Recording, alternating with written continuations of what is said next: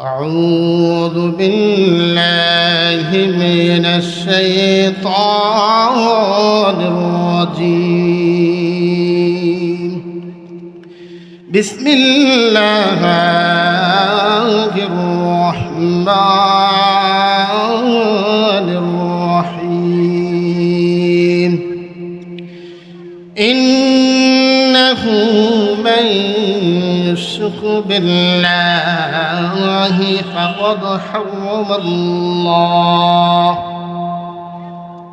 فقد حرم الله عليه الجنة ومأواه النار. وقال تعالى في شأن حبيبه آمرا ومخبرا: إن الله وملائكته يصلون على النبي يا أيها الذين آمنوا صلوا عليه وسلموا تسليما. اللهم صل على سيدنا مولانا محمد وعلى آل سيدنا مولانا محمد। যেখানে থাকো যেভাবে থাকো নবীজির দুরূদ ছাইরো না, নবীজির দুরূদ না ছাড়িলে নবীজি তোমায় বলবে না। আল্লাহুম্মা সাল্লি আলা سيدنا مولانا محمد وعلى آل سيدنا مولانا محمد بلغ العلا بكماله كشف الدجى بجماله حسنت جميع خصاله صلوا عليه وآله. هو الحبيب الذي ترجى شفاعته لكل حول من الأحوال مقتحم. بلغ العلا بكماله كشف الدجى بجماله حسنت جميع خصاله صلوا عليه وآله بجرب میرے درود و سلام برگے جدانو دل پر اپنے مدد ہزاروں درود و ہزاروں سلام. روح نبی تبرج قیامت لا الہ الا اللہ محمد رسول اللہ সকলে বলি সাল্লাল্লাহু আলাইহি ওয়াসাল্লাম। আলহামদুলিল্লাহ, মহান রব্বে কারীমের অসংখ্য অগণিত শুকর যে মহান মনিব রব্বুল আলামিন আমাদেরকে ঈশার নামাজ পড়ে এই কোরআনের মাহফিলে এসে বসার এবং কি কথা বলার সুযোগ তৈরি করে দিয়েছেন। এই জন্য আমরা সেই মহান সত্তার শুকর অন্তর থেকে উচ্চস্বর আদায় করি আলহামদুলিল্লাহ।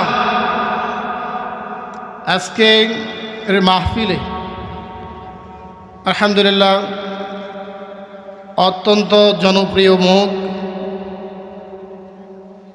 বর্তমান প্রেক্ষাপটে ভালো আলোচনা করে এরকম অনেক বক্তা আসবে ইনশাআল্লাহ। আলোচনা তারা করবে, আমরা শুনব। আমি ক্ষুদ্র মানুষ, এই মাদ্রাসার থেকে পড়াশোনা করেছি আলহামদুলিল্লাহ। হুজুরে একটু সুযোগ করে দিয়েছেন, অল্প একটু সংক্ষিপ্ত আলোচনা করব ইনশাআল্লাহ। তারপরে আপনাদের আজকে যে দাওয়াতে মেহমান আল্লামা হযরত মাওলানা মাহবুবুর রহমান আশরাফি সাহেব আলোচনা করবেন। আরও আলোচনা করবেন আল্লামা হযরত মাওলানা শাহাদাত হোসেন মুজাদ্দিদি সাহেব। আরও আলোচনা করবেন আমরা যাকে প্রধান আকর্ষণ হিসেবে দেখতে পাব, সেই বিখ্যাত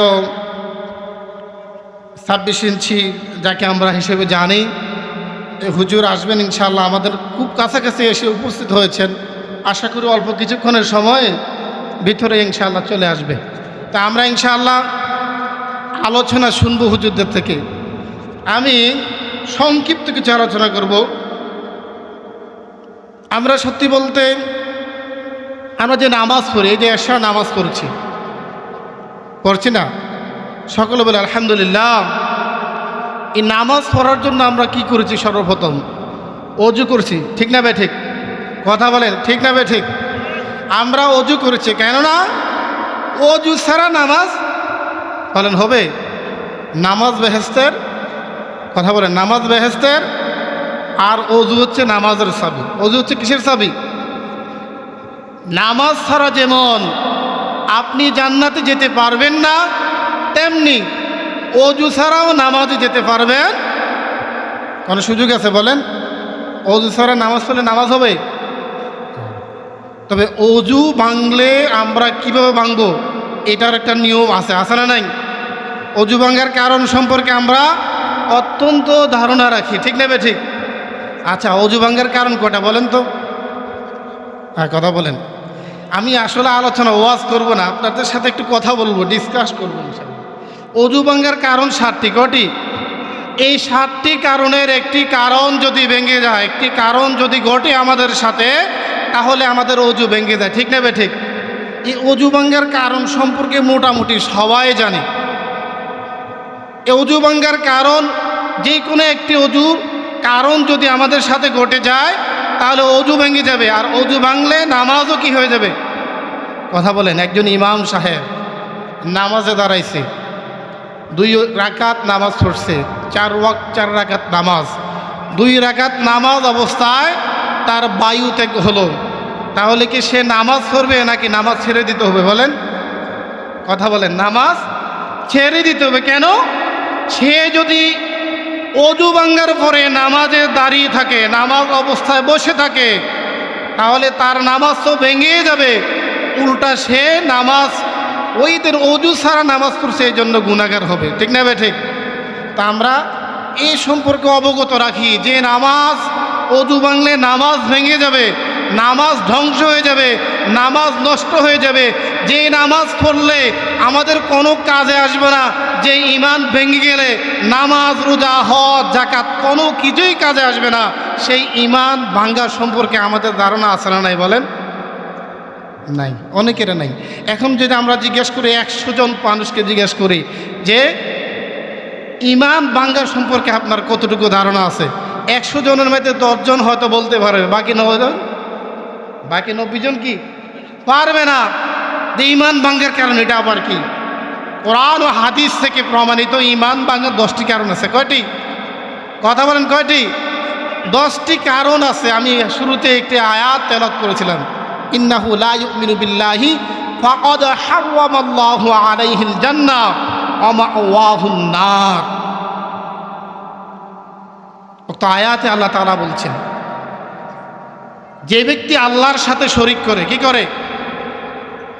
আল ইবাদাত আশিরকু ফি ইবাদাতিল্লাহ, যে আল্লাহর সাথে শরীক করলো, প্রথমে তার ঈমান ভেঙে যাবে। নাউযুবিল্লাহ। কোন আল্লাহ তাআলা উক্ত আয়াতে এটা বলছেন, ফাকাদ হারামাল্লাহু আলাইহিল জান্নাহ ওয়া মাওয়াহুন নার। যে ব্যক্তি আল্লাহর সাথে শিরিক করবে, তার জন্য আল্লাহ তাআলা জান্নাত হারাম করে দিবেন এবং তাকে জাহান্নামে নিক্ষিপ্ত করবেন। নাউযুবিল্লাহ। তাহলে শুরুতেই আমরা 1 নাম্বার কারণটা জানলাম কি? আল্লাহর সাথে শিরিক করা যাবে। কথা বলেন না, আমার কথা যদি বুঝে না আসে তাহলে বলবেন যে বুঝে আসি না, আর একটু ক্লিয়ার করে বসেন। যে সর্বপ্রথম কারণটা হচ্ছে ঈমান ভঙ্গের, আল্লাহর সাথে কাউকে শরিক করা যাবে না। আল্লাহ এক না দ্বিতীয়? বলেন, আল্লাহ একজন না দুইজন? আমরা ইবাদতকারী কার? আমরা রিজিক চাই কার কাছে? বলেন, হায়াতের মালিক, শান্তির মালিক, অশান্তি দেওয়ার মালিক, আমাকে আপনাকে খাওয়ান ফরান যিনি, তিনি কে? জোরে বলেন, আল্লাহ। আমার এই বিশ্বাস রাখতে হবে। এই বিশ্বাস কি? কথা বলেন, রাখতে হবে। দ্বিতীয়ত আল্লাহ তাআলা দ্বিতীয় কারণটাই বলছেন যে তোমরা কি করো? ইন্না শিরকা লাযুলমুন আযীম, ইন্না শিরকা লাযুলমুন আযীম। আল্লাহর সাথে কাউকে শরীক করা সবচেয়ে বড় জুলুম। আল্লাহর সাথে কাউকে শরীক করা সবচাইতে কি? সবচাইতে বড় জুলুম। আল্লাহর সাথে শরীক করা যাবে না ইনশাআল্লাহ। এই জিনিসগুলো আমরা খেয়াল করব। আমরা তাহলে আমাদের ঈমানটাকে পূর্ণাঙ্গ রাখতে হবে। যেহেতু আল্লাহ তাআলা নিজে বলছেন কিয়ামতের দিন, আল্লাহ তাআলা পবিত্র কোরআনেও বলছেন যে কিয়ামতের দিন আল্লাহ তাআলা যার ঈমান খাঁটি, যার ঈমান মজবুত, যার ঈমান কি মজবুত, তার অল্প আমলে তাকে কি দেবে? জান্নাত দেবে। অল্প আমলেই নাজাতের জন্য যথেষ্ট হবে ইনশাআল্লাহ। হুজুর এসে গেছে, সময় সংকীর্ণ। আসলে যে আলোচনা নিয়েছি অনেক সময়ের প্রয়োজন। ইনশাআল্লাহ অনেক সময় যদি সুযোগ হয় ইনশাআল্লাহ আলোচনা করব। তবে